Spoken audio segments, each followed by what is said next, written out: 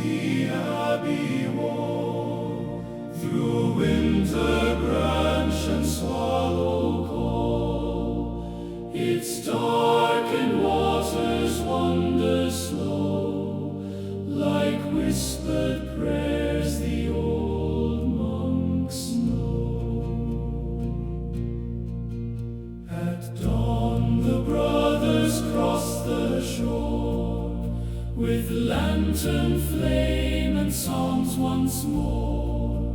Mist drifted pale through reed and pine, soft veils upon the river line. It saw the seasons fade and turn, the candles dim, the pyres burn. Kings died, the chapel stones grew warm, yet still it flowed through eve and morn.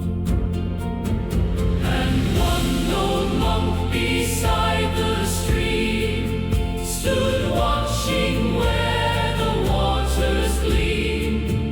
He bowed as vespers bells were cast, and thought of souls that once